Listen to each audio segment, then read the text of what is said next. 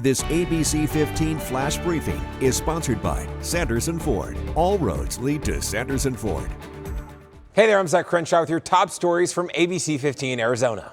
The eyes of the country and the world are on Florida this week, where former President Donald Trump will be arraigned in federal court tomorrow. The Secret Service and U.S. Marshals beefing up security around a Miami courthouse, where Trump will be formally charged with 37 felony counts related to the mishandling of top secret documents found inside his Florida home. The current 2024 GOP presidential frontrunner denying any wrongdoing as he faces potentially decades in prison.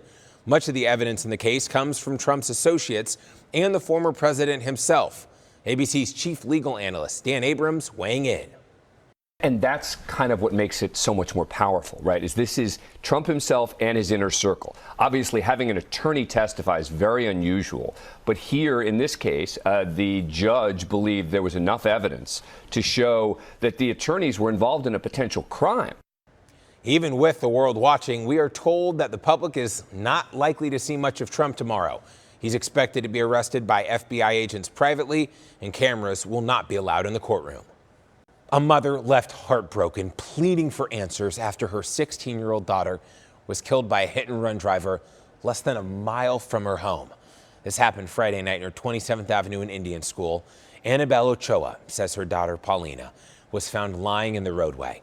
Detectives believe she was crossing mid-block when she was hit, and the driver took off. Le quisiera pedir a esa persona que se entregara. Ojalá y fuera un sueño. Pero desgraciadamente no es así. Her mother says her daughter was so excited to be entering her senior year of high school next year, but now they're trying to raise money for a funeral and hoping that driver is caught and held accountable.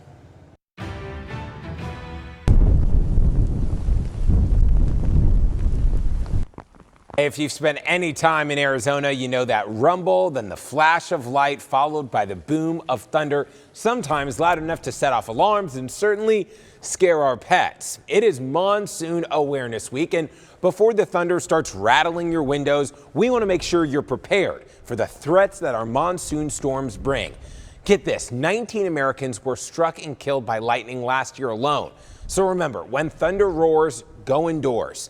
There is no place outside that is safe during a thunderstorm, so shelter inside a building and away from any doors and windows. Now, we have many more resources online, like interactive graphics and videos, as well as tips to protect your home and family ahead of the monsoon storm season. Just head to abc15.com/monsoon.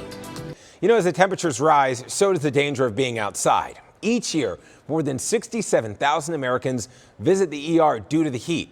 You know, heat exhaustion symptoms include heavy sweating, cold, pale, clammy skin, and a fast, weak pulse.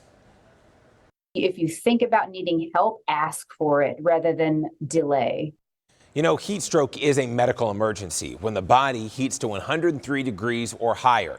Symptoms include hot, red, dry, or damp skin, confusion, and potentially loss of consciousness. And if these symptoms are present, you need to move to a cooler place, apply cool clothes to your body, and also call 911. Tracking your forecast, I'm Chief Meteorologist Amber Sellens, and we've got another day in the 90s tomorrow before we really crank this heat back up across Arizona. Sunshine throughout the day, and your forecast looking nice and dry. Generally light winds, 81 degrees by 9 a.m., 90 at noon, and 97 around 4 p.m. here in Phoenix. Now, we do have an air quality alert for tomorrow, and that high pollution advisory is going to be a watch on Wednesday that could be upgraded to an advisory too. So potentially 2 days in a row here, with light winds and sunny skies leading to a buildup of ozone pollution and making that air unhealthy for kids, older adults, and anyone with any kind of respiratory condition like asthma or COPD. We'll pick up the breezes Thursday and Friday as low pressure starts to move in here. This may even bring a few spotty showers by the end of the week to areas up north, mainly north of the I-40 corridor. But our valley forecast stays dry. It does get a little breezy and a whole lot hotter as we head into Father's Day weekend, a high of 107 on Saturday. This ABC15 Flash Briefing is sponsored by Sanderson Ford. All roads lead to Sanderson Ford.